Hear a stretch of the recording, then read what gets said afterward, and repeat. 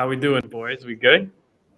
Yeah, we're good. We're good. I think we're all just waiting for each other to start it. But that's be the real. production value that you guys go. Okay, first off, yeah. Digi, unfortunately or fortunately, you're it right. wasn't me. You're right. All right. It was all Chris this day. All right. So this one, I was ready. I was here. I got my whiteboard. It's serious. All right.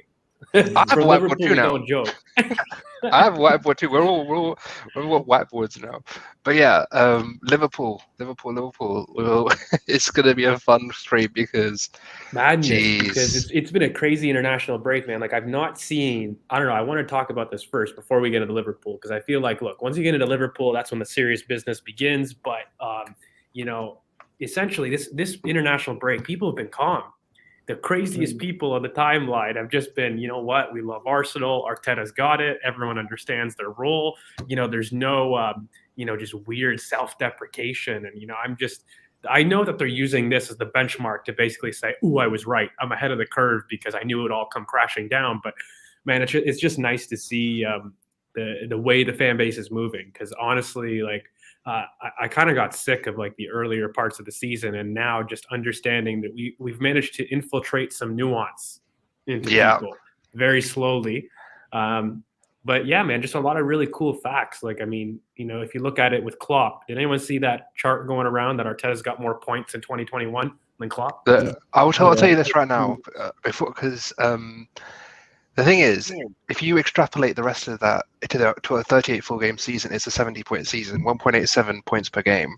That's a 70-point season, or 70.29. But who cares about? Yeah, but you can no longer do the stupid arguments that I was hearing that it was only 6 months. You've got essentially a full season of data right now. Ever since that we've got a number 10 and a creative profile just in the squad. Forget the fact that you can use them and the quality. Let's throw that away for like 1 second. The fact that you've got a physical profile in your team, factually, we have only been beat by City and Chelsea. Like, that's mad to me. So I don't know. I feel like people pick and choose stats. Stats is like, Colonel, you'll know, like whenever you find a study on like science or whatever, everyone's going to have some data that, shows you the opposite of something. But if you're looking at things logically right now, we're in a good place, man. We're in a good place. You've got, I think it was 13 internationals.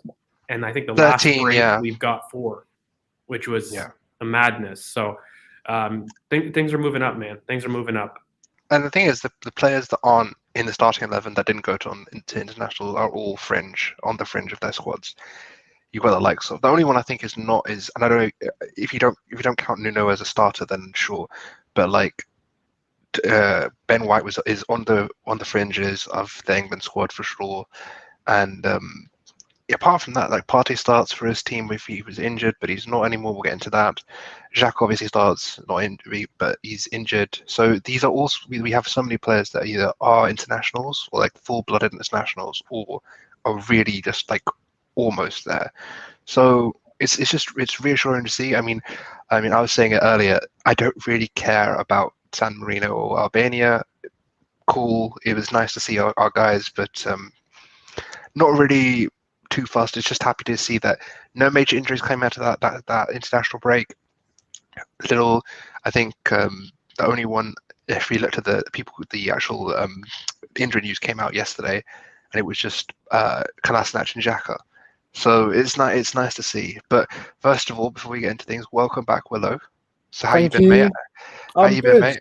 I'm good. The performances have been good, so I'm good. Good. You know what I wanted to get everyone. Sorry, weird burp. But essentially, this guy. I wanted to get everyone's perspective on international break, right? Like, there's a lot of lunacy about injury risks, and so I was having a lot of debates on the timeline about, look, for this young squad, I think there was a lot of graphics that went about the peak age of the squad. I think it's like 23 and change, right? So when you look at it, this squad is definitely pre-prime, in kind of, in quotation marks. But what does that mean? And having such a young, inexperienced squad, there's a lot of tropes that I've seen that, Arsenal go into a low block. First off, that's not Arteta's intention. And, that's completely inexperienced coming to the fore, right? And so when you look at an inexperienced team, like, what are you going to get? And I think a big thing that I wanted to make in the international break was international recognition. And so the biggest thing is when you get a call up, like how important was Emile Smith-Rowe playing an extra game, which, by the way, he didn't end up doing because just factually he had 190 minutes. The other cameo was too small to have a fitness impact. But what is the impact of him playing that game from an injury risk perspective? And so for me, it's just it's huge because when you've got essentially a young burgeoning star that's had really great form in the Premier League, getting global recognition matters, especially for Emile Smith-Rowe, because I think Bukayo had his coming out year last year. Like, this is Emile's year. And so when you start to go through the team, Gabriel, here's another one that had up and down seasons, had COVID, but this is his coming out year. Getting an international cap at the Brazilian level, these guys love it, man. Like, if you start looking at the Instagram accounts about how proud these guys are, it's immense. Like, it's just a crazy mentality shift. And for me, the self-confidence that you gain from an international recognition is huge. It can't be understated because a lot of the issues that you see with this team are confidence related. A lot of the issues and the inconsistencies that you see in final action, in mental kind of decision making on the pitch is confidence. Them not necessarily believing in their ability 100%. And I've said this before, Emile has maybe shown us 20, 30% of what he can offer right now. Saka, maybe 40% of what he can offer. Like, when you give these guys confidence and you give them the title, yeah, you're one of the best players in the world, it's going to be very, very scary.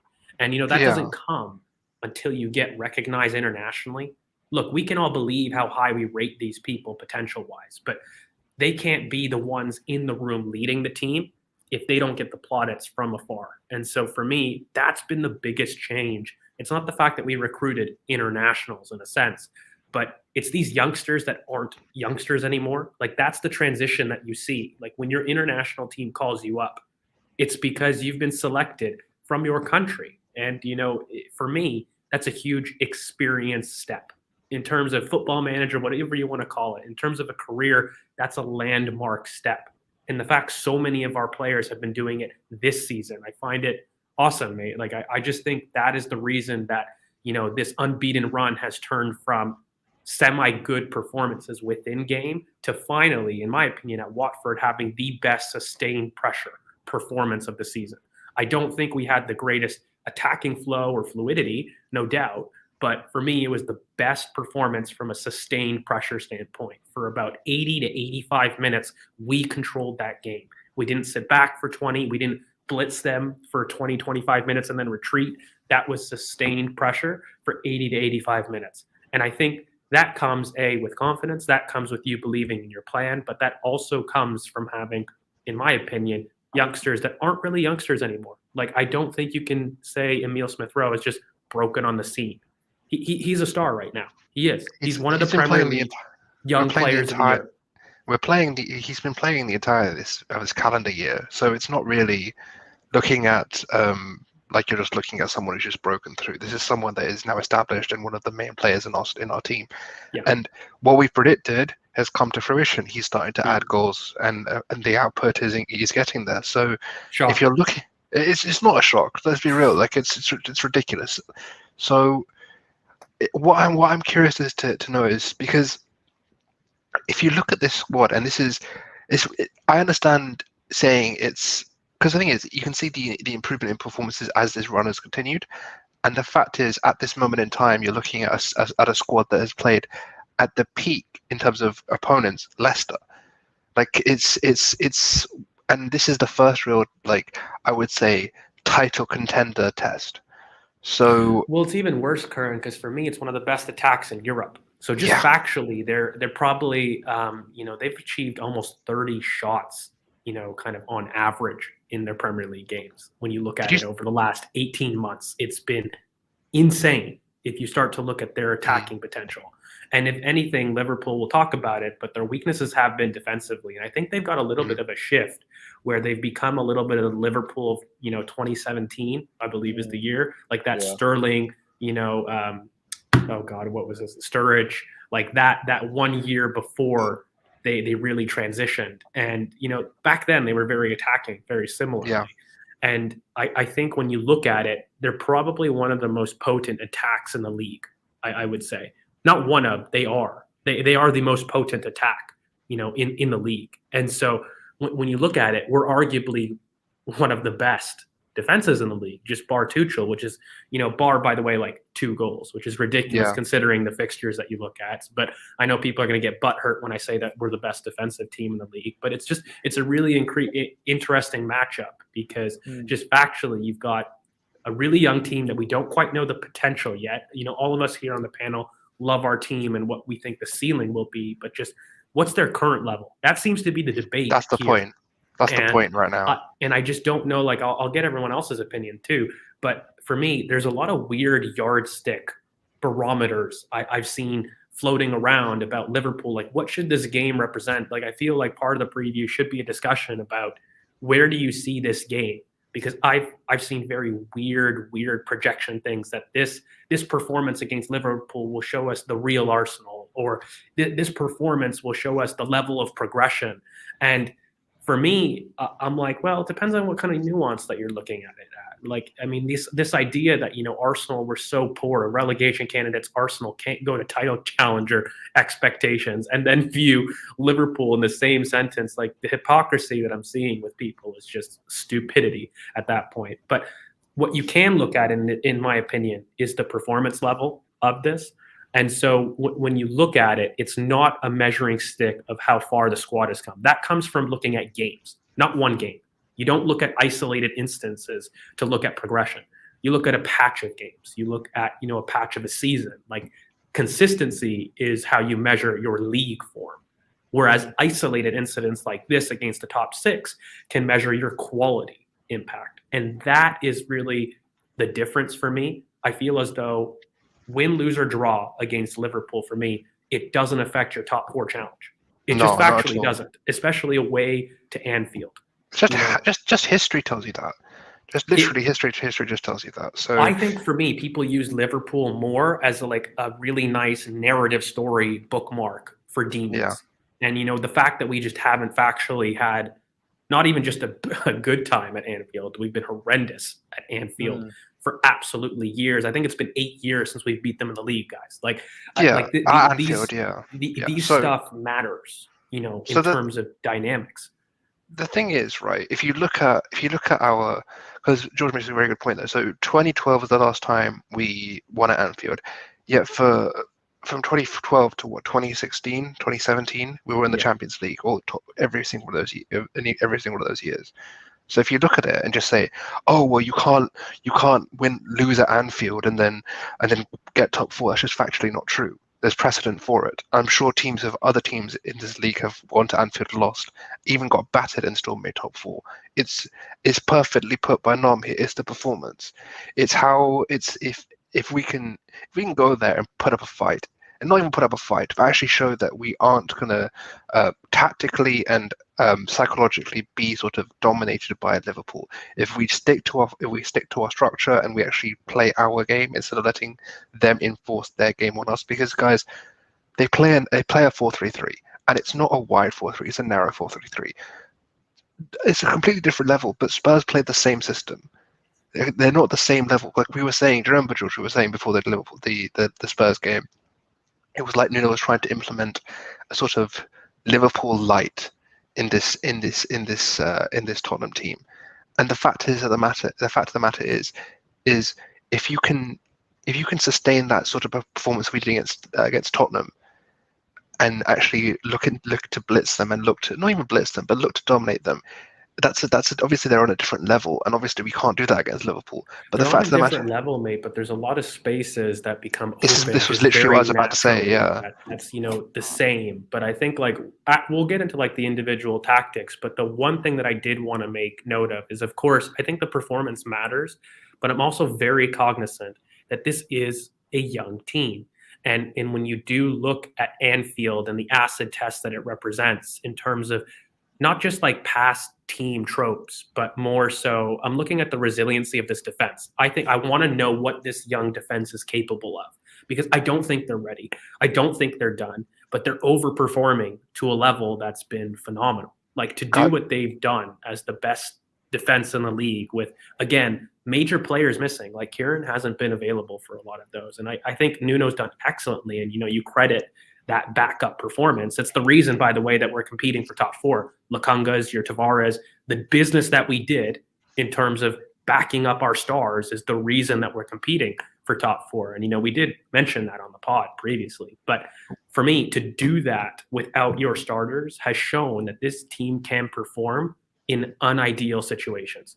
Things that, people keep critiquing the lads and, Mikel for not doing. We've shown that this season. What it does represent is an acid test. And again, when things go wrong, I would love to see the mentality of this team, because I finally see Gabriel and White taking new responsibility, but Ramsdale, we have a lot of new voices at the back. Yeah. And so this theory, even Tomiyasu, even Tomiyasu for sure. Like, we have a lot of leaders, but also a lot of voices now in the dressing room that I'm wondering what happens when something does go wrong. Because make no mistake about it, this fixture has tons of goals in it. I'm seeing close games from people, but historically, if you look at the numbers of Anfield, there's been typically 2 or more goals in the last 5 or 6 appearances. It's crazy. This fixture always has goals. It always is a very end-to-end. It can sometimes be naive, but it is always a fixture that, for me, produces football. I don't think you're going to get, necessarily the typical top 6 class where it's just boring, drab draw. So yeah, I just find it very interesting from a coaching perspective that this young team has the best defense in the league, because that's a dichotomy, right? You don't expect that, and conversely, Liverpool, the older or one of the oldest squads in the league, are the most potent. Normally those things and those narratives are switched. Yeah. So when you're it's the energy involved. It's the energy involved. And the other thing is, you mentioned that we haven't got our starters back. The fact is that we have one of our main starters is sidelined and it's actually been pictured in training today. So you're looking at Granit Xhaka and you're looking at him actually coming back into this team, and you're thinking, hang on a second. So now we've not only got a defensive security, our midfield 2 are actually looking like they can play together finally, and we have an attack that is with so much potency and so much ability and talent in the front 3 at this moment in time. You have Aubameyang looking like he actually wants to win aerial duels, press like a monster, and actually contribute to the team instead of being the poacher that he was in the past.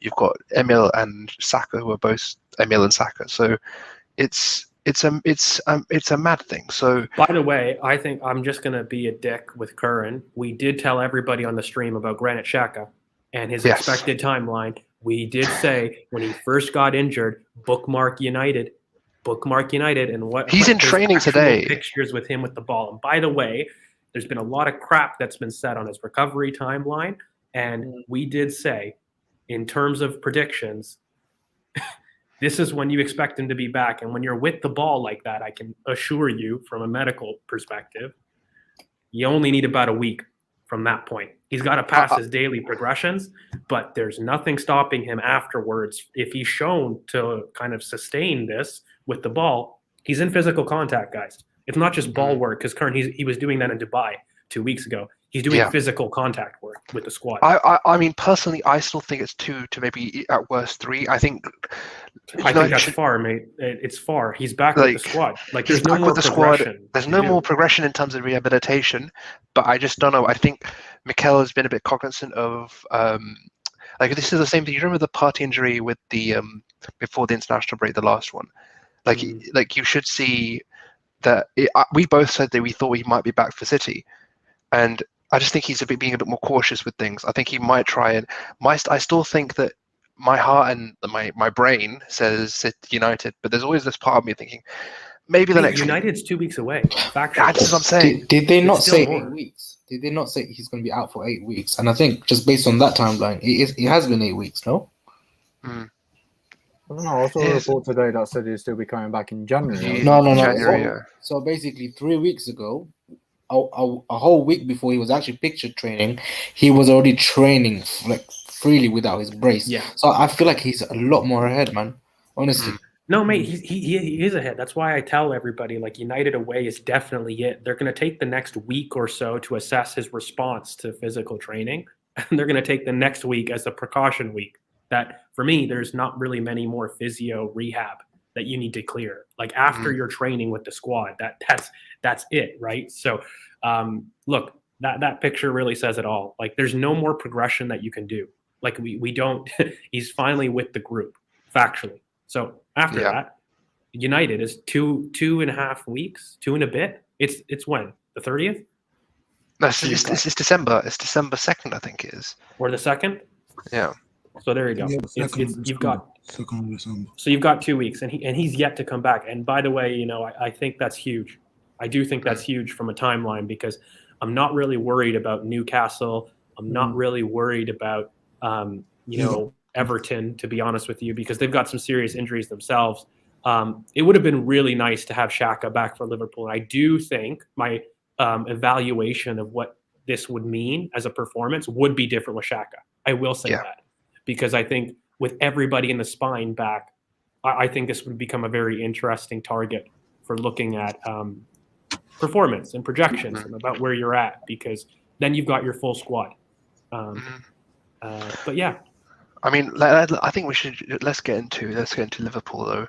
So I think we've all covered, because I want to get CK, Willow, and Z on this. So what do you think this performance means in terms of our season, in terms of top 4?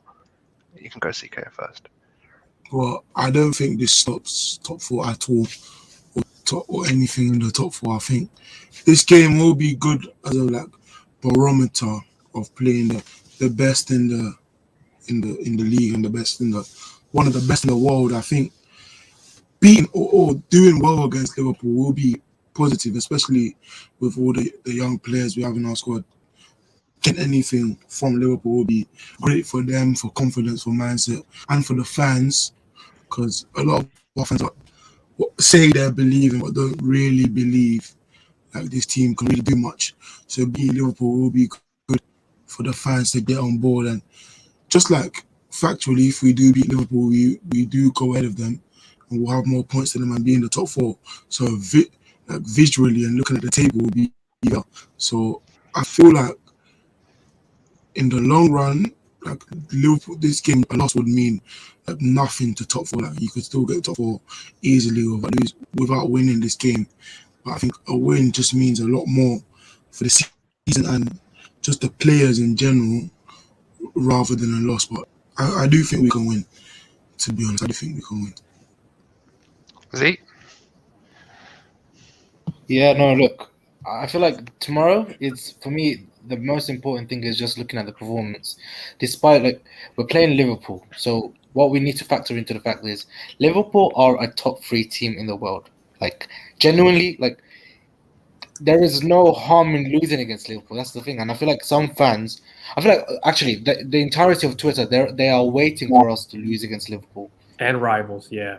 Yeah, they are waiting because they're essentially going to say, okay, Arsenal has lost. Now this is your level. You are not going to be a top team.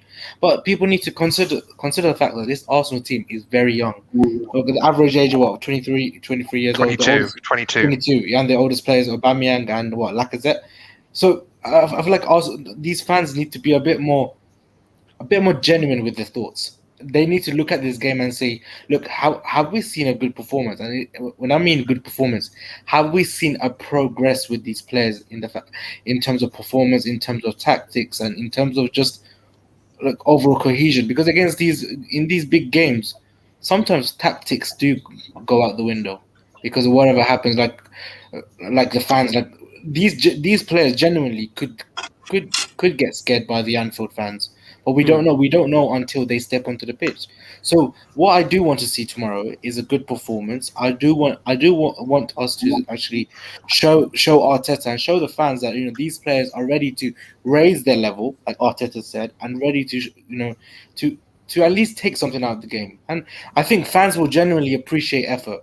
Most of the times, I think in the last few seasons we played against Liverpool, our heads have went down in the first 20 minutes where we were 2-0 down, 3-0 down, and fans generally do appreciate effort, and I'm sure our fans will be rocking, like they will make the noise. I hope our players do the same thing because, like I said, if we see a great performance, I feel like that's where we can at least take something out of the game, and even if it means we don't win, Move on. We play against Newcastle, and I've done the calculations. We don't need to beat Liverpool. We don't need to beat Man City. We can generally just beat the top. I don't know, beat like 10, 11 teams in the league, and we can still have a genuine chance of top four. It's just about being consistent, and I feel like that's really important. But hopefully tomorrow, we raise our level, like Arteta says, and we have a good performance. Yeah, I mean, look, I don't know. Like for me, the biggest thing that I look at right now is you learn more in adversity and disappointment than you do in winning.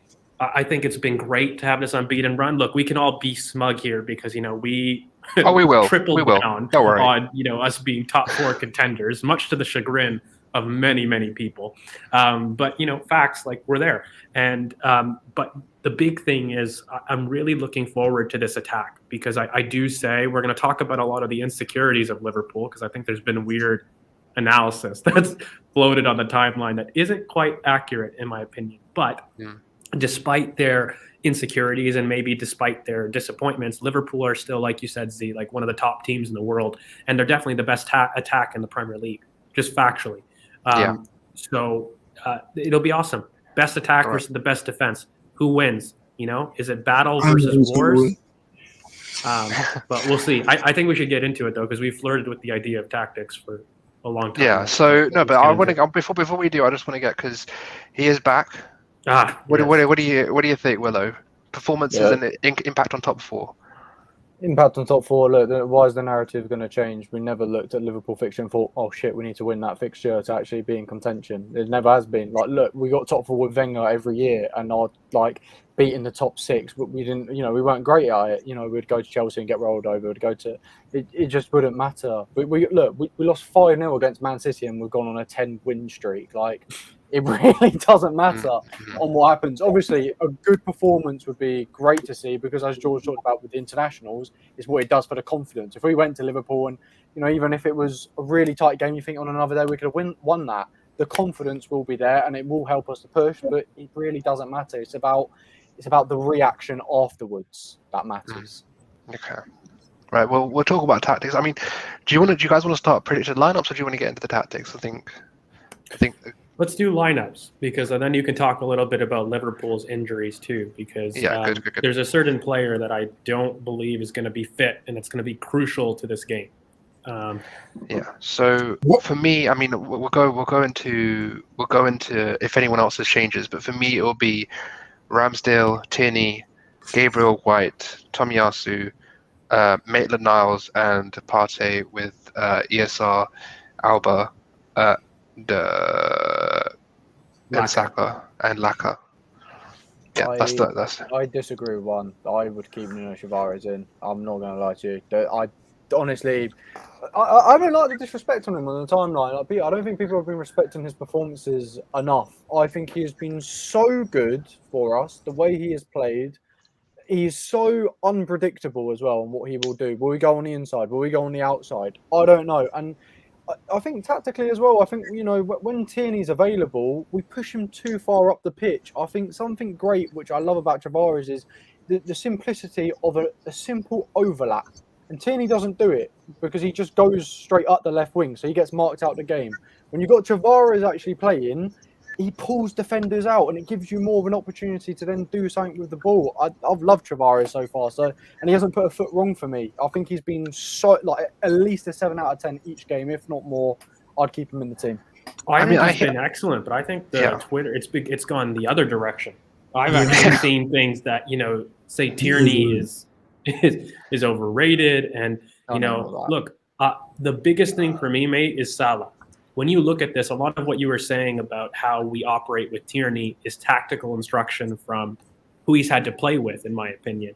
The one difference is Nuno Tavares does go inside a lot more, and he has that open. He has a stronger weak foot. Like, he's got a better right foot.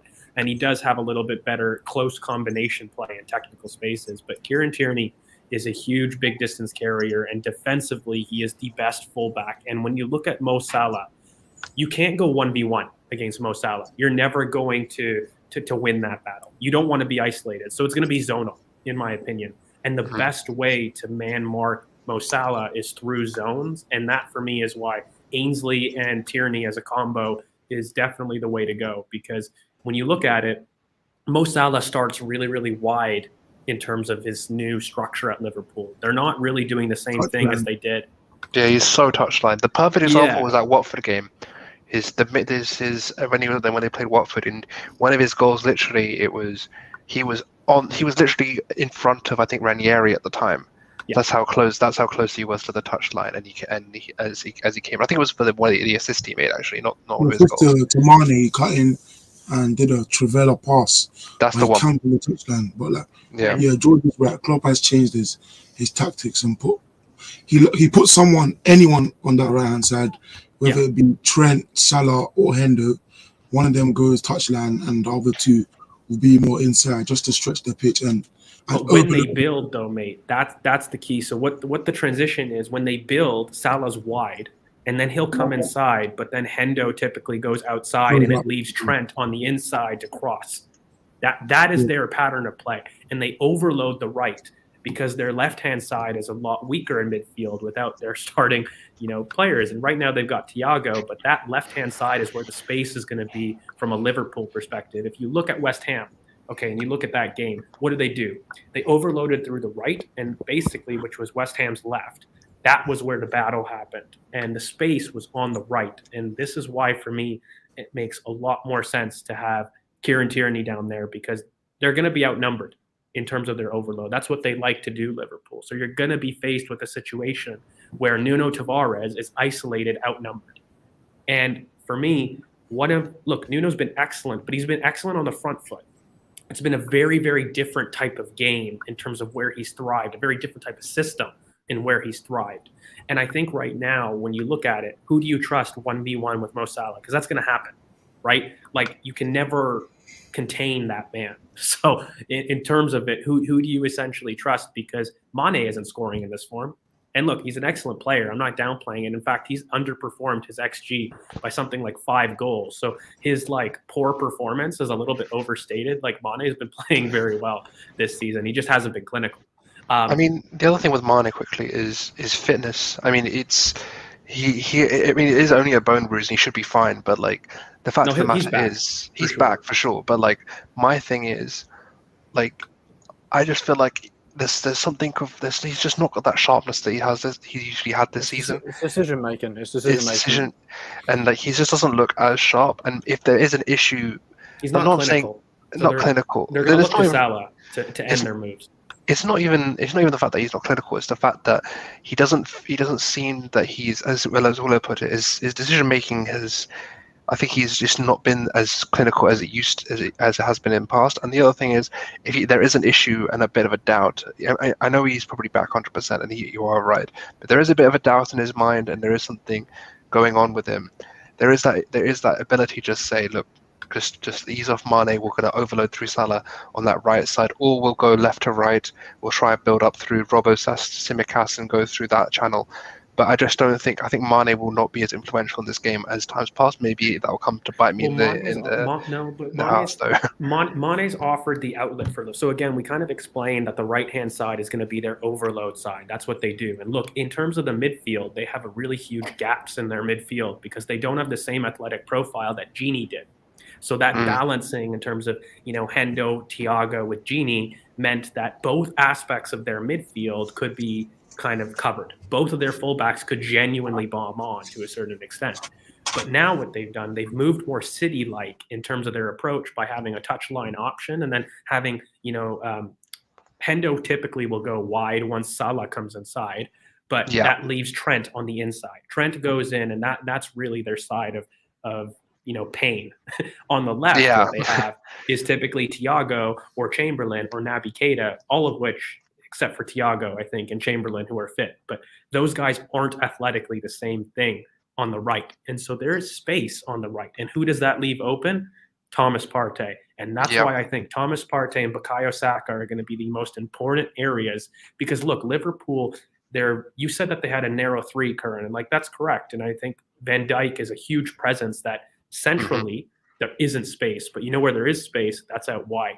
And why I think not only Bukayo Saka, but Aubameyang is going to have a very good game. If you look at it, Liverpool don't like Arsenal as a team. because they are a team that are very compact.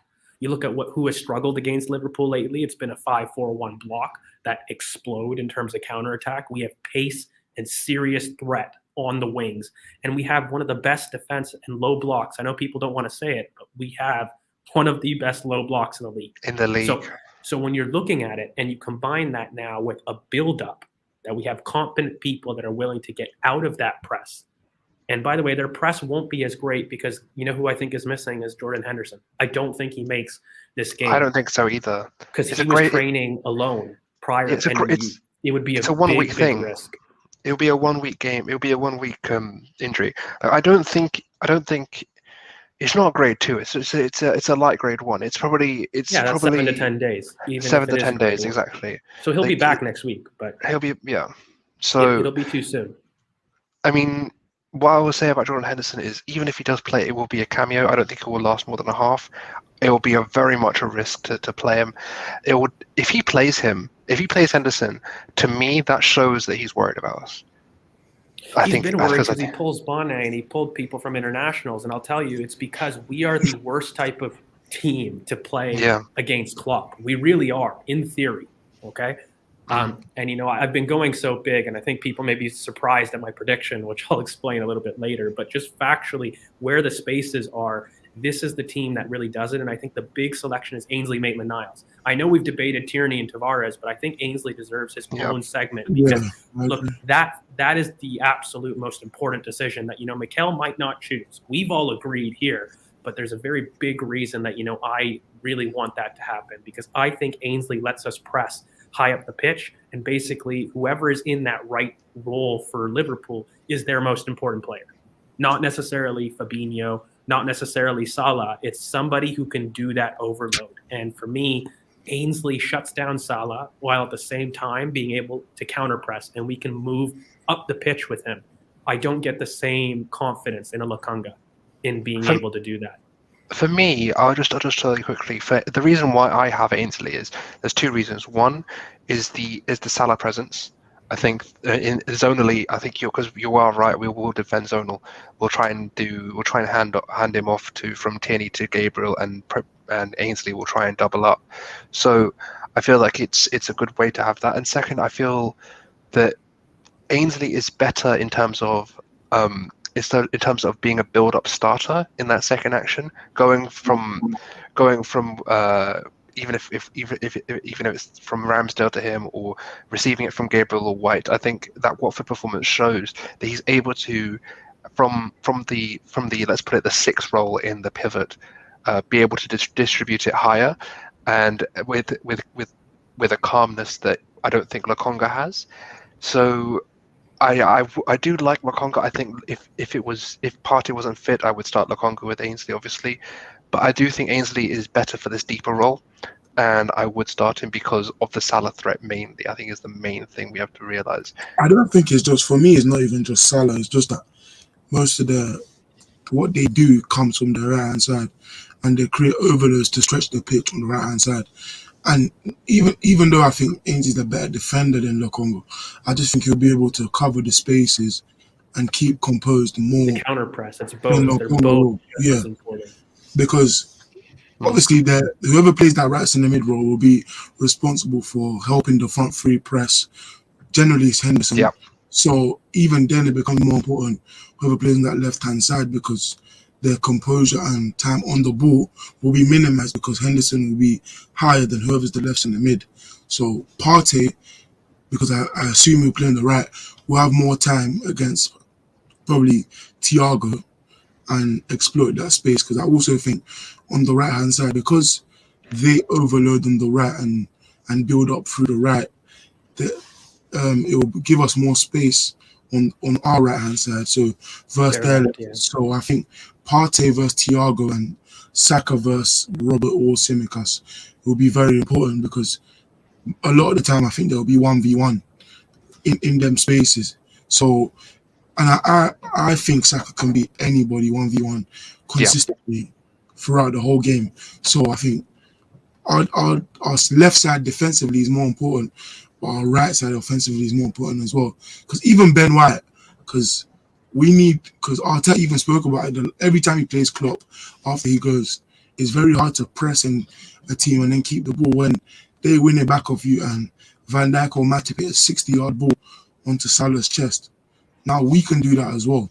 So it gives you another dimension to go past their press and just to build up faster.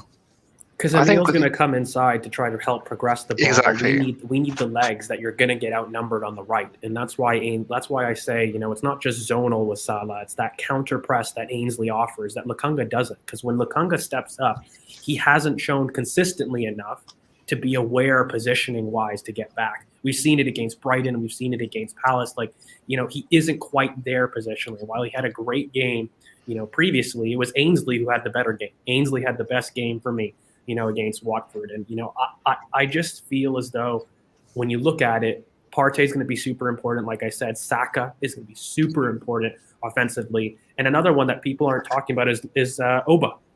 Oba loves to go on the left. And who is there, essentially? Trent. Who does Trent struggle against? Off the ball runners. And so for me, I really feel down the wings is where the space is, but where I think Klopp is going to be very, very worried. Even if he overloads on the right, trust me, he knows that Oba tends to the left, you know, and with Lacazette there, tactically what that offers you is a central presence, a backboard, someone basically to spring one of Bukayo and Oba. And, you know, Emil and Laka are going to share that responsibility. But really what's going to happen is one of, you know, the twin sixes and Partey or Ben White is going to be responsible to firing it to them, and they're going to quickly release off the wings. That's going to be the play, because they don't want basically Van Dijk to be near them. What you want is those two to draw Van Dijk. You want anyone else 1v1. Exactly. They want that central presence to be drawn as close as we can, and we're going to stretch the pitch with Saka and Oba. And that's why we are so dangerous, because we have the players able to do that, but the central security, which is what West Ham had, by the way, because who did they use? They used Bowen and Antonio. Now, Antonio is able to physically dominate Matip, and, you know, he's able to dominate that right center space a little bit more than who our players can do. Yeah. But the one thing that they don't have necessarily is the level of buildup that we have, and so we can release players a lot quicker. We don't need Antonio to hold the ball up and wait for everyone to kind of get up the pitch. We don't need to do that. We've got the runners and we've got people to get through. And so, yeah, in terms of if you can trust Ainsley Maitland-Niles, guys, he was the best player against Watford for sustained pressure. Our best performance of sustaining pressure happened with Ainsley Maitland-Niles in a man-of-the-match performance. But all I will say quickly is, sorry, George, but the one battle I don't think we have talked about yet is, for me, going to be quite key, is because let's not forget, we're not going to be playing on the front foot all the time. We're going to need to be able to stop their second action play and try to prevent them from getting shots off. I think we need to focus on Laka and on Fabinho as well, because that battle where, like for example against Villa, when we had him man mark Douglas Luiz out of the game, I think if you try to press on Fabinho and try to, like, almost not strangle them, but try and create a nuisance and try and prevent them from playing as freely as possible, I think that's the main reason why. Another reason why I have Alba instead of Ødegaard, because Ødegaard will be, if there is by any chance we're winning the game or we're getting creamed the other side and we need to calm down the tempo, that is what you bring Ødegaard on for. I think Laka gives you that ability to really press them as they're trying to get out of their own half. And if we are able to sustain pressure at any point during this game, Laka is the one that will come in.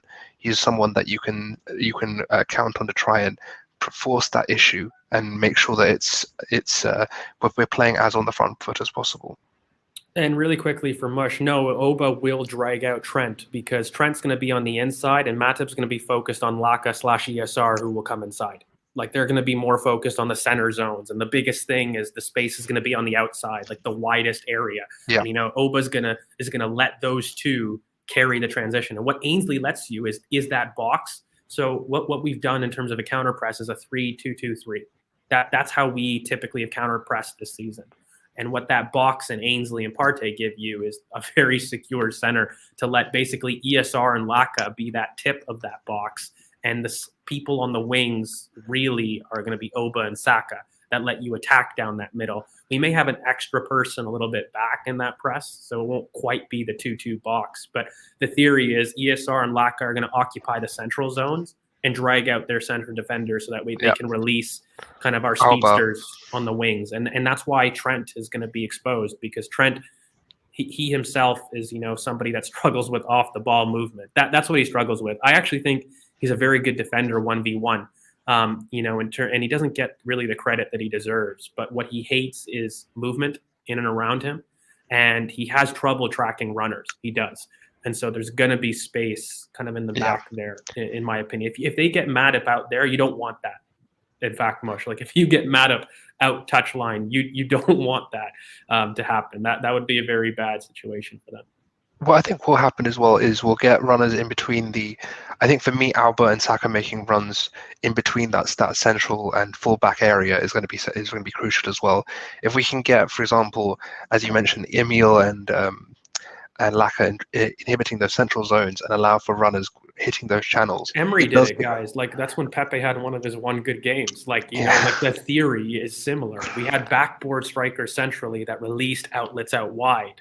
Okay, that's what tore them apart. And actually, people clown Emery, but that was one of the best performances coaching-wise that we've had against Anfield in a while.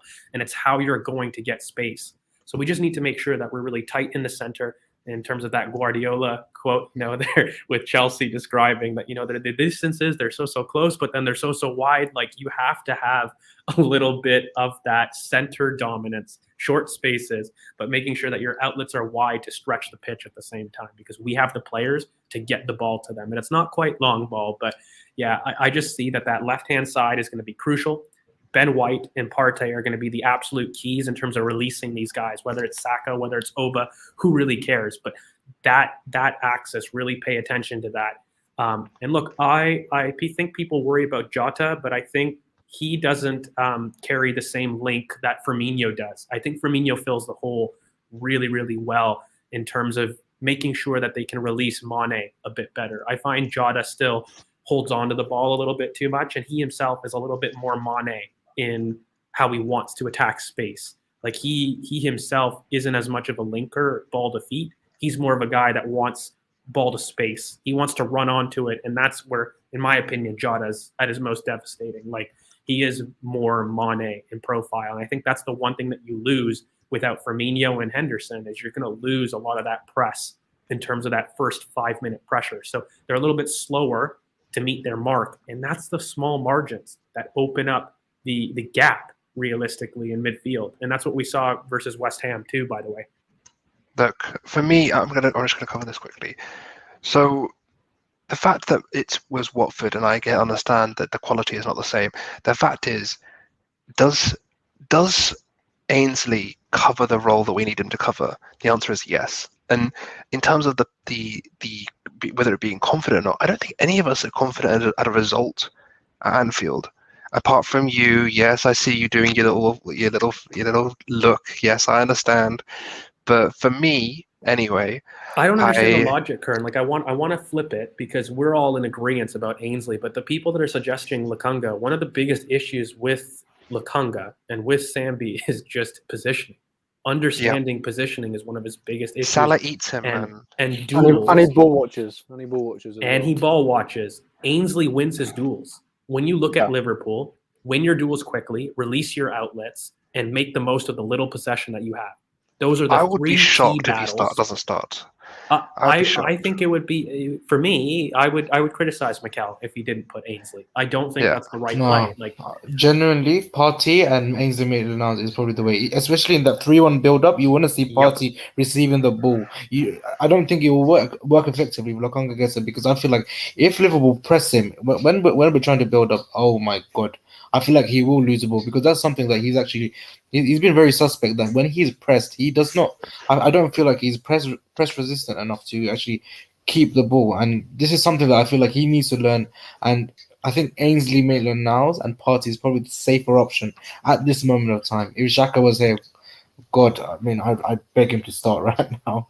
But yeah. I mean, the thing is, in terms of this, so it's going to be 3-2, because of the threat they have. It will be as always. It will be depending on game state as well. If we're in a mode where we're either chasing the game or we're trying to sustain pressure higher up, 2-3 is always an option. And Tomiyasu does have that ability to step up and form that three in midfield. So, Curran, I think it's going to be the exact same thing. I'm not even going to lie. Like we won't go 2-4. Yeah, it'll be 3-2. To a 2-3, and it will be Tomiyasu that goes into midfield. It will be Tomiyasu, yeah. It's to allow Saka to be that wide outlet. Like that's what we're going to see. But what I think we're arguing is that I don't want Partey on an island, which was the previous thing of putting one of your pivot into left back. That's not the play. That's not what I think we should do. And so that's why Ainsley's playing. That's why Ainsley's close to Partey to put him a little bit higher up. And, look, Tomiyasu can be there, but again, I don't think it's important because the space is on the left. So regardless of whatever they do, I think the big players are White, Partey, whatever buildup you want to do. Who cares? The space is not going to be on our right-hand side. So attack that. So my thing is I agree. I don't think we're going 2-4 because I think we might end up going there like later on in the game because either we're getting pumped or we just or the tactical, the way the game unfolds, so we end up going back to a 2-4. And I don't mind the 2-4. We seem to be doing quite well on the 2-4. But the question is when we start, it will probably be a 2-3. I think the perfect example of 2-3 go to 2-4 was Watford as well. Not Watford, sorry. What do you call it? No, Watford. Yeah, we went from 2-3 to 2-4, and you can see the change in the mentality when we do go to 2-4. Like people end up going wider, and I think 2-4 is only really effective with Tavares as well because Tavares gives you that ability. I don't know about that. I think the 2-4 is about whether you want to dominate possession or not in terms of the build-up. I don't know if it's about a role thing for me because look, if anything, I see Tavares as a very useful sub later on at left wing. If anything, to add some more impetus up top as an outlet. I could see that. To attack Trent and move him off the ball. I don't necessarily think in build-up, and especially counter pressing. I don't think Tavares is excellent. A big reason why he's looked good is because he's been in space, even when he goes inside. If you watch him for Benfica, in terms of pressing, he can be got at. He can be a pressing trigger. He has an inconsistent first touch too. So for me, that's not the play for sure. I can see 2-4 if we wanted to do that press essentially for the first 20 minutes. So one of the big things that's going to be essentially the talking point of the game is you're going to have both Liverpool and Arsenal that are going to go out of the gates fast, right? Like guys, like we start well, but then we fade, but so do Liverpool. So it'll be very, very interesting to see. I mean, with the 2-4, you're looking at more. Basically, what will happen is the fullbacks, because usually what happens is you'll go 2-3-5 or 3-2-5, but you'll have your left back go further up. But with the 2-4-4, you're trying to prevent the opposition from exiting their own half, and you're trying to sustain pressure. So, but you know why we can do that, Kurt? It's because of Ramsdale. Yeah, because of Ramsdale, exactly. Because Ramsdale really forms a 3. Yeah, it's not necessarily a 2-2-4. Like Ramsdale steps up, right? And then that's the evolution of the team, like using Ramsdale as that extra man in build up to create and overload himself. It's going to be a 3 with Ramsdale. I just don't think that we're that not ballsy. Ballsy is the wrong word. I don't think we're that aggressive at Anfield because you can't be. If you do that, in my opinion, then you're gonna ask for trouble because I don't think we have, basically without Granit, I don't believe that we can sustain pressure as well. We'll secure transitions with Ainsley and we'll win our duels, and I think that's the most important thing against Liverpool is when you win your duels. Like that's the only way that you're gonna stand a chance at beating them because they're so good in attack. So yeah, like for me as well is if you're looking at it goes back to what we said about the Watford game, because you'll have Ramsdale who's able to hit balls over the top and then forcing the team back. But you also have White coming in and dribbling into midfield. So you have that dynamic as well. So you're displacing that. You're displacing their block so that it's moving to it's moving back and forth. And really, if you're looking at someone like Ramsdale, and you're looking at the role he's going to have to play, he's going to have to really be able to get past their press, and he's going to have to try and break their press, because if you're moving past, because it's still Liverpool, they're still going to gegenpress the shit out of you. So it's you have to really be able, because, and this is the other reason why I don't even think that they can gegenpress Kearney, because I think Hendo, that's why I kept saying, like, he is the key injury in all of this, because that gegenpress, that overload on the right is not as effective with Hendo not in there. And so the biggest thing that you need is Ainsley in there to take advantage of that of that loss, essentially. Without Hendo, you can ISO Salah. Without Hendo, because and you know, Salah's going to have a tough time coming inside, because look, Salah doesn't want to go near Gabriel. He won't. You know, he wants Gabriel near him outside. Yep. He wants Gabriel drawn out to the wing. That's what he wants to do. I can guarantee you he doesn't want to face Ainsley wide. He just doesn't. He won't win that race. Now, you know who he could win that race against? Lokonga. So for me, it's just again, like, I think that's the biggest thing. Ainsley Maitland-Niles will be the most important player defensively. Partey/White, the most important offensively. And I think, again, Oba and Saka have to finish their chances, because the space is going to be on the wings. Yeah, so I think we'll get into predictions, because it's time. I think we've covered a lot of the tactical stuff. So, CK, have you got them? There we go. So the big surprise is me going so big on how Arsenal could win, and and then I've got them losing. But look, I'll let everyone know. I think, unfortunately, I do feel that the inexperience of this squad is going to be the biggest issue, because tactically we have more than a fair chance. We actually have a great chance. There is one thing we haven't mentioned that we'll do our predictions, and I want to talk about this afterwards, but I've just remembered. So, George, why do you think we're losing? Go on, mate. Why do you, George V_AFC, think we are losing to Liverpool tomorrow? It's leadership. If I had Granit Xhaka in there, even though he's probably not the greatest profile for what Ainsley does, Ainsley athletically does better than Granit for what I'm asking him to do. It's the fact that I don't know how this team really responds under pressure, because unfortunately we don't do well even in this season. And Anfield's the most acid test that you can get from past struggles, but also B, in terms of putting your foot on the ball and calming things down, which we will need, because there's going to be a lot of emotion here. I just think that this is 1 year too far in our development to really take our game to Liverpool. We're still going to have to be responding to what they put out. And I don't think Arsenal are best responding to what a team puts out. Our best, even this season, in that 10-game unbeaten run, the reason we got that way is we've imposed ourselves onto the opposition. We've made them change. In fact, how many times did we get halftime substitutions for managers in that 10-game run? Like, we imposed our style onto the opponents. I don't think we have the quality to quite do that right now against Liverpool. And that's going to be the biggest issue for me in terms of this game. So I definitely see goals. Like I said, there's not been a game where there's been less than 2 goals, in my opinion. So that's why I've got more than that. And I think Saka is going to get a goal. Actually, I think he's due one. And I think that that isolation with Tsimikas or Robbo, I think it's probably going to be Robbo, but I think he'll get a goal. But unfortunately, I think Mo Salah, that guy's insane and he is ruthless. I just think it'll be a close game, but we might get a little bit over adventurous. I think we're going to really enjoy the first 20 minutes. I think we'll win the first 20 minutes, but they might win the next 60 is my fear. And I have confidence in the defense, but I just don't think that we'll have enough to really get over the line and impose play. We'll go to the opposite now. CK, go on, right? Why do we win this 2-1?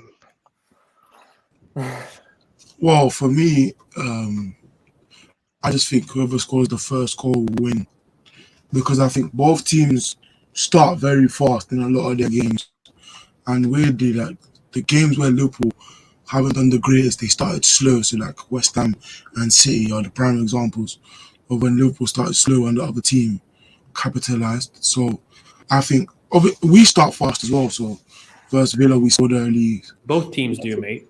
Watford we scored early, but it got ruled out. But I feel like if even Crystal Palace we started early, so I think the first 20 minutes would be probably the best part of the game, and we probably score in that first 20 minutes, just because I think we'll create more chances and they may not be necessarily ready, because you can only get so ready for a game like this, and it will be good to see how the players react to the crowd.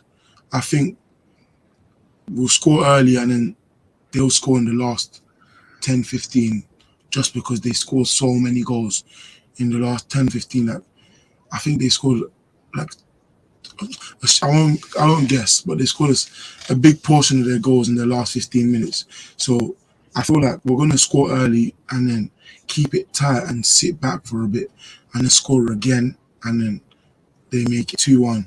But like I'd love a clean sheet, but I just feel like they'll Not against the best attack in the league. in the end, like someone will turn up and score. But yeah, I feel like we'll get a 2-1 and Saka and Oba are scoring. All right, so we'll go from very positive to neutral and Z, and then Willow, and then I'll give mine. So go on, Z. Yeah, look, I think something that, whilst I've been assessing the game, I'm trying to be as positive as CK, but I definitely don't want to be as negative as George. But that's why I want to go in the middle. There's something like I've been looking at the past few games.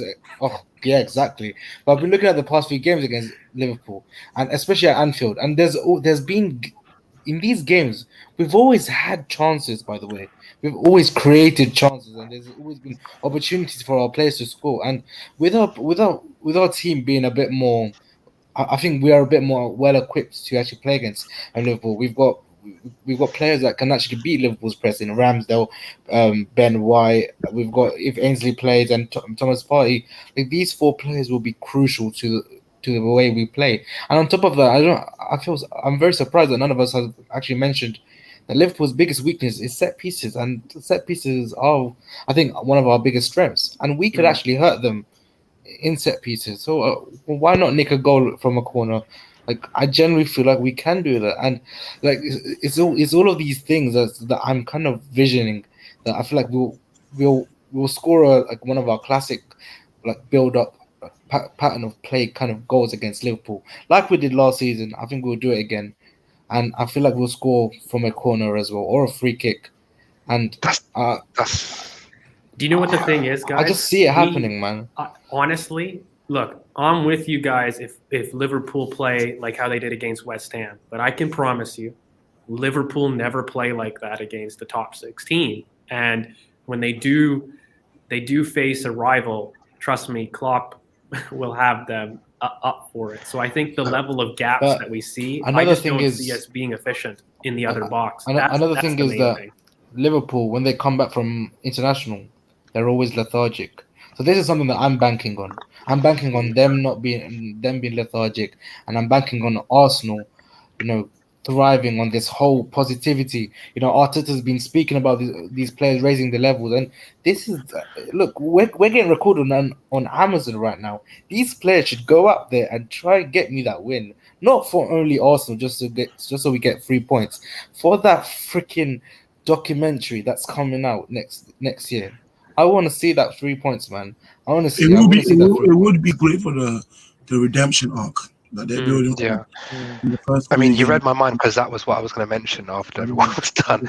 There's the set piece thing. Because help me out, Willow. These guys, they're no. I'll tell you what. I'm going to flip the question now. I'm not going to go, why are we going to lose? I'm going to say, well, we're not going to get battered like we have today. I rewatched. I enjoyed watching the 5-1, the 5-0, the 4-0. I watched it and I thought, okay, what's going to be different? And the main aspects of it we've talked about: set pieces. We conceded by a lot of set pieces against Liverpool.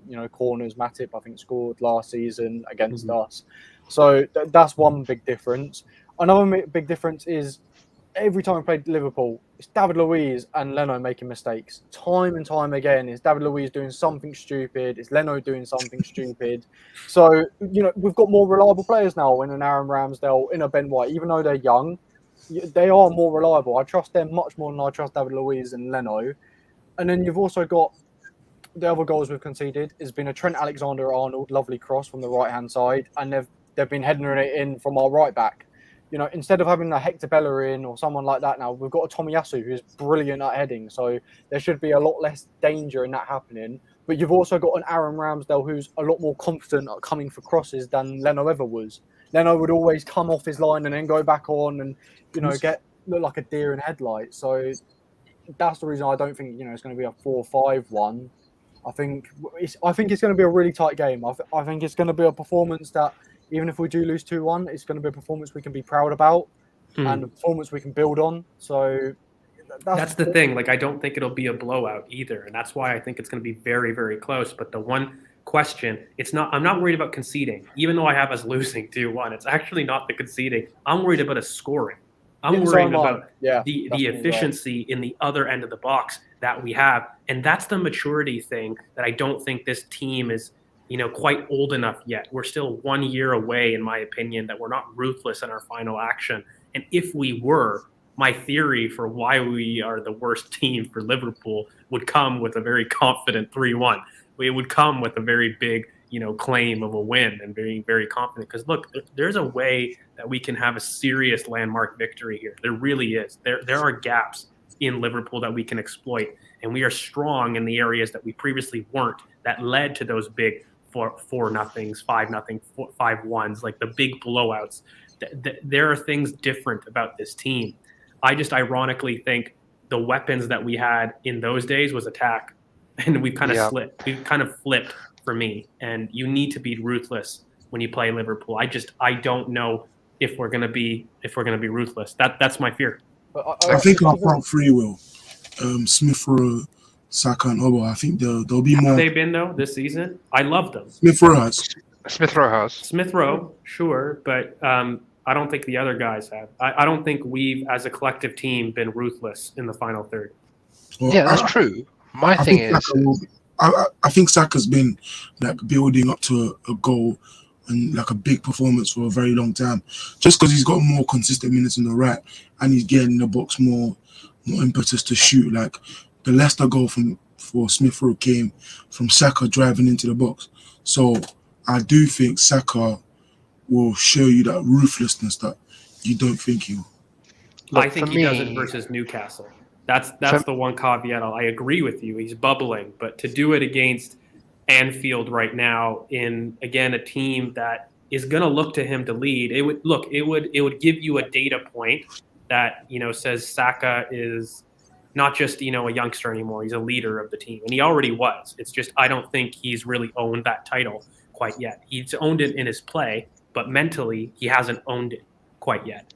And so that's going to be the baton pass. I don't know if I see it right now. I see a much better performance against Newcastle than I do Liverpool. Look, for me, it's the reason why I've gone 1-1 is I do think there's two things. So one, I don't think we can get a clean sheet here. I think it will be a game where there will be goals at either end. For me, I think Salah gets one, and I think Emil gets one. I do think Emil will get a goal. I can see it being, I can see either, but I can also see maybe a free kick or a corner because we have been very good at set pieces, as he mentioned. But I do see Emil. I don't know. Maybe it's just. I feel like we have the ability to run in behind here, and I do feel like if you get the ball to Emil right now, he has the ability to score, and he has been doing it consistently. He has the form right now, and I do agree with Chris about Saka, and I do agree with you, George, about how I've got worries in that final third. But the mechanisms are there. The mechanisms are there to score. I don't think we can score multiple times is my issue. If I felt that we could score maybe an Alba goal and a Saka goal, or an Alba goal and a Smith Rowe goal, then I would be with Chris. I'd say 2-1. But I feel like we have enough ability and the mechanism to be there that we can at least get them once. And that's why I've gone with 1-1, because I don't see our block being passed twice by them. I really don't. Let me explain it this way, Curran. We will score goals. Both teams will score. 100%. Yes. Yep. The one thing that I will say is the one leap that we're making in a win scenario is us turning the tide on being efficient in the final third. Whereas The other leap that we're making for Liverpool in order to lose is that they're not as compact, which they haven't been this season. Which of the two teams has shown maturity over multiple games to make up that difference of you giving them the benefit of the doubt? Unfortunately for me, maybe it's a trope thing, but they are just too far along in their development, and they are in a mentality of a title race, you know. Yes, they are. And for me, I just think that when you give the benefit of the doubt to a team that's so close, like such fine margins right now, and both teams are basically the kryptonite of each other. If you really look at it, you know, yeah, we're very compact defensively, but they've got one of the best outlets in the world that needs no space to score a goal. So Agreed. So they're excellent like that, right? I just give it to the team that's done it more consistently, unfortunately. My thing is I don't see them scoring twice. I can see them scoring once. That's my thing. I can see us losing a goal here and there, maybe a mistake, maybe just Salah moment of brilliance. But the fact of the matter is our block has been able to sustain, to be able to handle pressure. Look at the Leicester game. Look at the Palace game when they were trying to push it. When they were trying to push, there are scenarios, because there was a period before. Because people will say during that Palace game there was a. Are they comparable though, Curran? Because in my they're not opinion, comparable in terms of quality, but the fact of the matter is, in terms of game state and game management, there is an ability there are they comparable? Like, this is the thing. Like, when we mention those examples, in my opinion, it's going to be 60-40 for Liverpool, and they weren't necessarily in those games. Bar Brighton. Brighton was poor. Brighton had a sorry, lot no, more not Palace. Sorry, not Palace. Brighton, I meant. Thank you. Jesus Christ. Okay, yeah, Brighton is the one I meant. Yeah. Brighton, that was our own stupidity. But I mean, against that thing, I just fear that Liverpool, they've been more comfortable in the scenario of trying to break teams down. Essentially, we are still very new in our best trait of keeping clean sheets, and for me, that experience is where it comes out. It's not that they're young and they're going to make a stupid mistake. And but how many mistakes? How many pressure. mistakes do you think we can contain them to? Not enough, because we won't produce enough to finish. No. I mean, not produce. Sorry, how many mistakes do you think we will concede to them? You think we can concede? Also, we concede twice. I think we'll concede a couple. We'll definitely concede a couple one-on-ones. I don't even think it's about mistakes, though. I think you just generally got to look at it. Mohamed Salah quality. Is, at the moment, the best player in the world. He is the best player in the world. I don't give a shit. Like, he is. He is the best player in the world. Yes. He can make. Chris, you just said Smith Rowe. 32nd after Smith Rowe.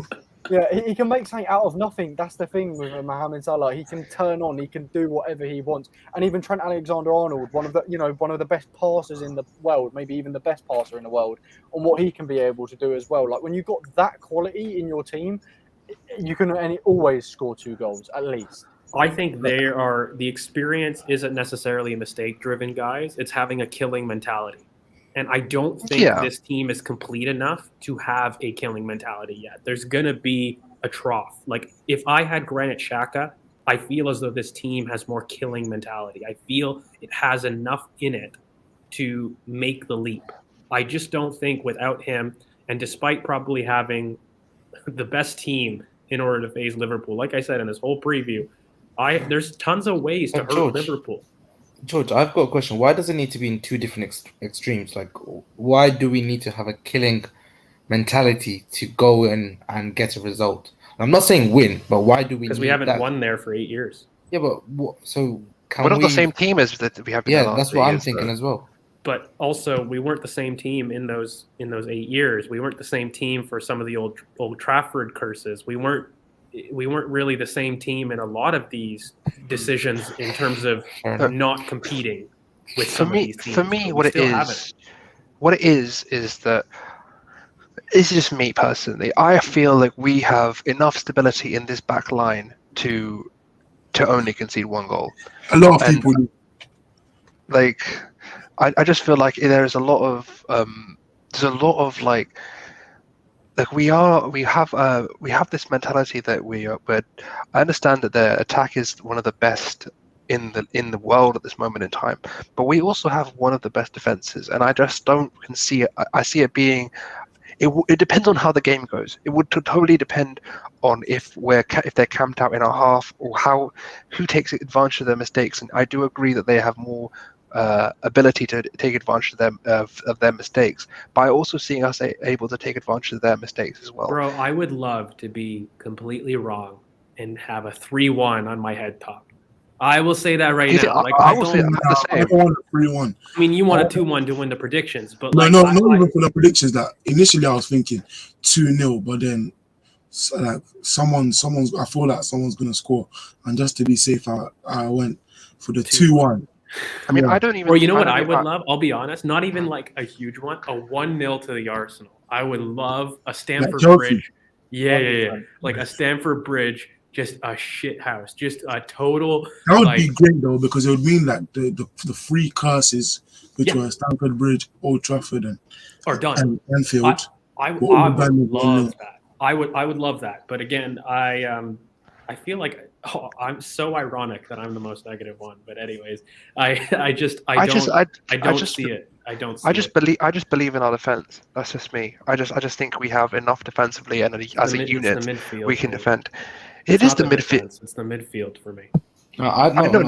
Honestly, like last season when we coped with El Neni, and I think essentially we have a better midfield right now, and we have better passes from Ben White and Ramsdale. I feel like we are better equipped now than we were last season. Do you know what it is? I think people are looking at the previous Liverpool performances, which admittedly are them at their worst. Or looking at a Liverpool shipping goals, looking at their gaps in midfield this season and expecting that they're going to be that loose against a top 6 rival, who for me, Klopp has never, they have always turned up against Arsenal. And it's not just turned up.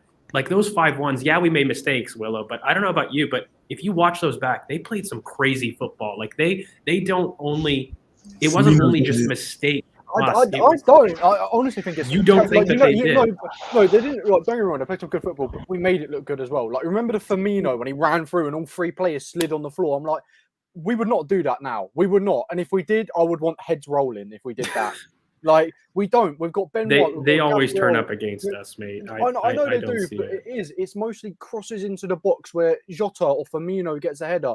It's set pieces where they'll score from. It's Salah where David Luiz runs past him like he's an AI defender in FIFA.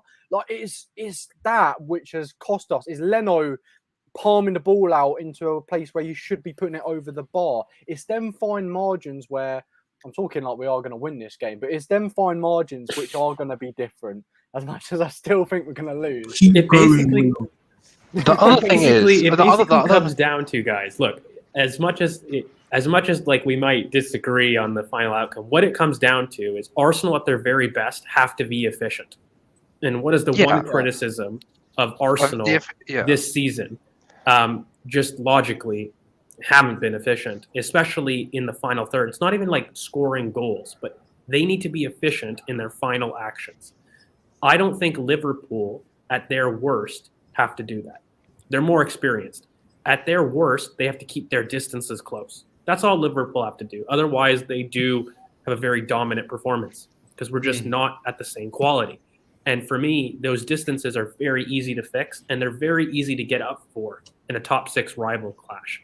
I don't think I see the same complacency from Klopp or those players, in this type of game. The thing is, and this is the last thing I'm going to say. So, in terms of the other thing with our midfield is our transition defense is not going to be as bad as it has been in certain games in these big competitions like Willow was mentioning. Yeah. Like even going back to earlier this season against Man City and Chelsea or Liverpool in the past, we don't have the distances will be shorter between our pivot, and that is going to be crucial as well because you're not going to have Salah roaming at our defense straight out from transition in transition as well.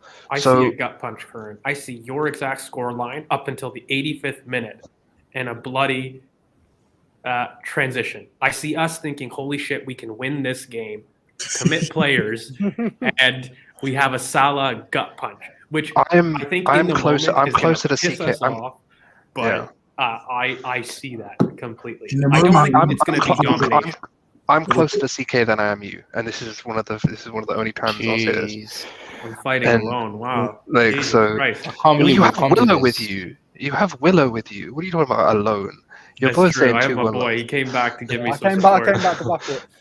Not that Came I'm- back to But Liverpool. I'll tell you, for both prediction reasons and just gut, I do see CK being closer than it is to you.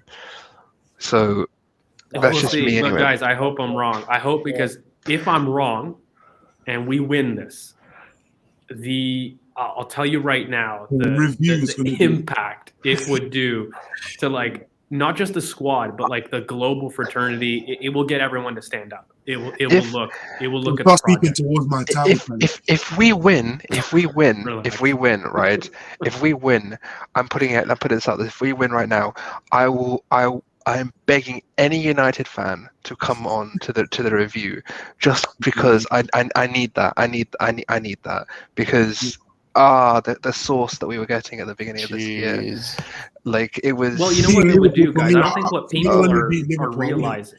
I wouldn't care at all about United. Like for me, when we beat Liverpool, like it's gonna be like over the moon because I haven't seen that since. Obviously, we Years, saw man. it. Yo, you know what it is? It's I been was on. years, guys. Greece. Yo, guys, I was on. I think it was Igal's channel. I was just watching this video, and I saw. Was it that guy? Who's Sam? Was it who's Sam? He was talking some dirt about Arsenal.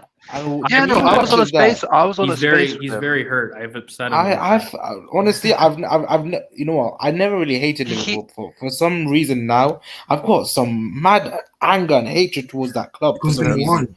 I'm telling you right now. I was on a space with that guy, and he said we'd get battered 4-0. So Yeah. it is what Look, it is. You know what it is, guys. If we were to win, I don't. This is one thing I haven't heard somebody mention yet. A big reason, huh? What? Oh, sorry. I thought you had something important to say. There was Say that. the one thing that I haven't seen somebody say is what is the impact on Liverpool losing this game, guys? Oof. The title's gone. We go above them. It's not just that. The title's gone. They've It's not lost cool, too many yeah. points that we've seen in the last 3 years. No, You can't drop this many points I don't know, and man. maintain a title challenge. And I don't think it's gone. You know what? I'll tell you why I don't think it's gone is because just the sheer amount of points difference between the top. If they don't win, though, but if they don't win, it will just mean that they haven't beat a big team or top 4 contender. This is what I'm saying. Like, What what is they it? 20? It means What they is it? wouldn't 6-point gap? It's a 6-point gap right now, isn't Yeah, it? exactly. I'm leaning exactly. more towards And- George than you. I'm saying that if they lose to us, well, when they lose to us, it will be like they haven't beaten a top 4 contender or title contender in us, Chelsea and City. They haven't That beaten Chelsea them. game was Just bad snuck as us. well. I love Guys, you, like, guys. You it's- just snuck us in that title It's- conversation. But guys, it's not going to be that. Like, it's going to be if they were to lose, right? Yeah, When- it's a when very they- big possibility, and like you can do when and all like the little tidbits. But you know, The thing is, Chelsea they are were winning against Leicester. But who's starting for Liverpool tomorrow? Who started? Hendo. I don't think Hendo will start. I think it'll be. Should we Robbo. do it? Should we do it? Yeah, let's I think it'll be go. Robbo. Van Dijk. I don't think Robbo. Madip. I thought is it Robbo? Yep. No, Robert's injured, isn't he? No, Yeah, he's he's back. Robert and telling Tim were playing in Scotland. They're both back. They're both back. Yeah, and It'll be Robbo, who- Allison, of course. Yeah. Van Dijk, Madip, Trent. That's good for us though, because Robbo's been shit this year. He hasn't been compared to- great, but he'll be up for it. He's just a bastard. And then it will be Fabinho, Thiago, and Thiago, Chamberlain, and Chamberlain. opinion. I don't think Hendo makes it, and then I think it'll be like your Mane, Jota, and Salah. Salah. If it is Ox, come on, man. Let us Ox will have a good game. Let Calling us it right now. Let us Ox will have a post- good game if he plays. Ox Let's post is, it. Ox is their backup right wing.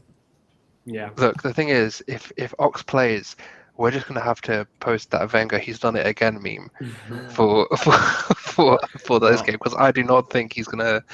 I just don't think. No, Mush, I'm gonna tell you this now. We're gonna cover this in a separate video. I'm not gonna. You guys want to do No. quick thoughts before we wrap it up On because what? it was kind of mad. No. I feel like we should actually separate on a different video. I feel like this. Yeah, I want to Maybe do we'll it. do a Yeah, space. 100%. Why don't you guys Yeah. comment on the side if you guys want us to do an entire vid on it, like a proper space, because it is big enough we could, but we'll do it whatever you guys want us to do. You're right, So. yo. Yeah, no, but guys, like I'm very serious. You can make a lot of jokes about it, but I 100% believe that it would ruin their title challenge. It would ruin their title all challenge. 3 games are at their home, because them other 2 games were at Anfield, and Chelsea were the much better team, even with the red card. But that's what I'm saying. No team in the last 3-4 years has lost like that. If they were to lose to us again and still been able to win the league, you have to be perfect.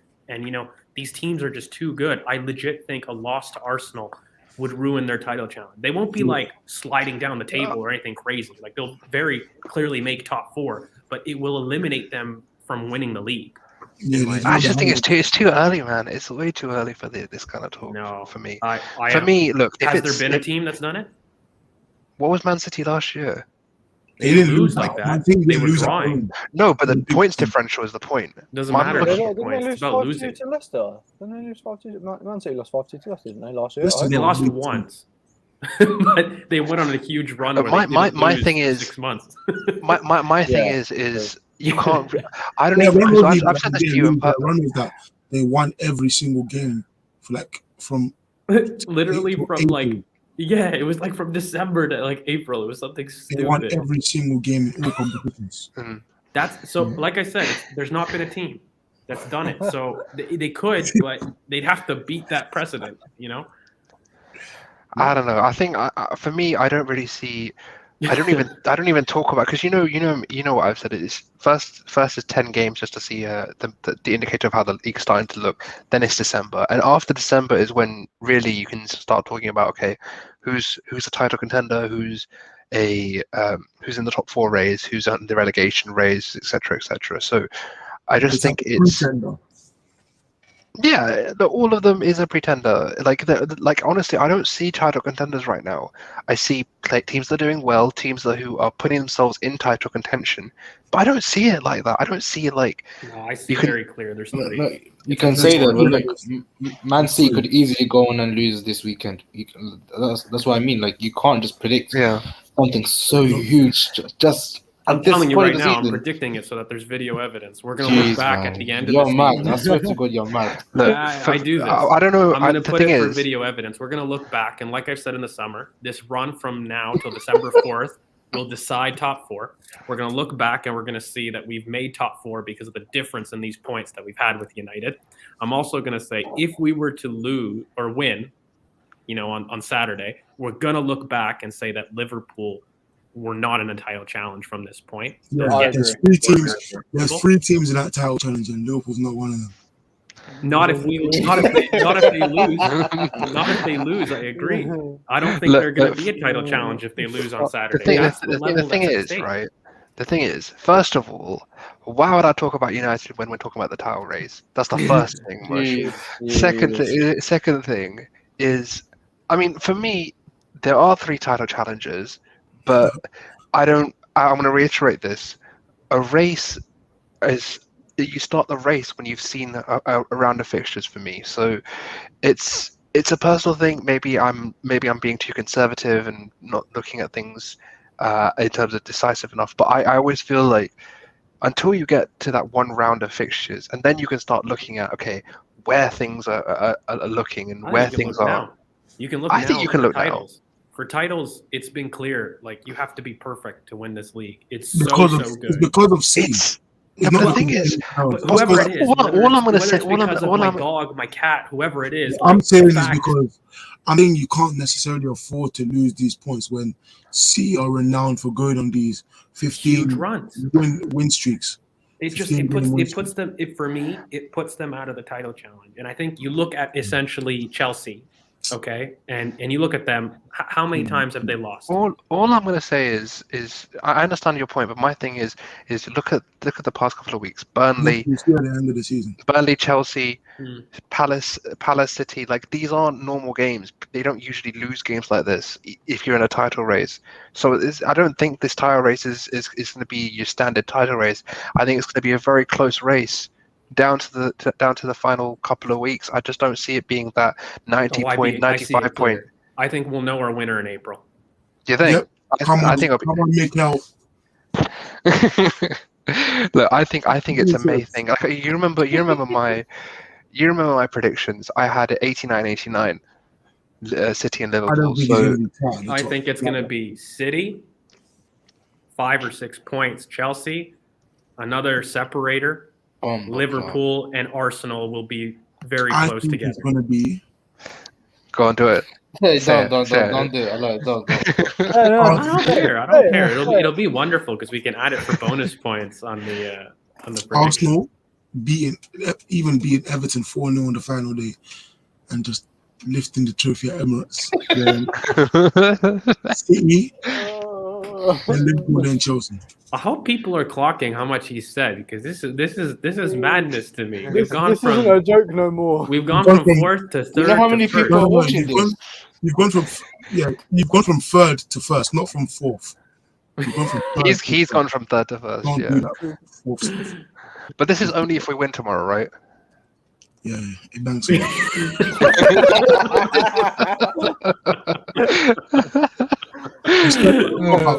Otherwise, we shoot back to third, right? Yeah. First. No, I rate honestly, my thing is I'm gonna say this till the cows come home. Look, this is one of the tightest leagues this year, and I don't think the season's going to be your regular season. I do see runs happening, and I do see people going on crazy runs. My thing is I still think Chelsea come third. I'm not going to sway from that. I still think City win the title and Liverpool come second, but we'll see. We'll see as the season unfolds. You still have us outside the top 4. Me? This man was just sitting there patiently, not hoping to catch any strays. No, There was some talk no. of title talk. We've got some really tough 6 games coming up. Let's see after the 6 games. We've still got to play Have we? West Ham.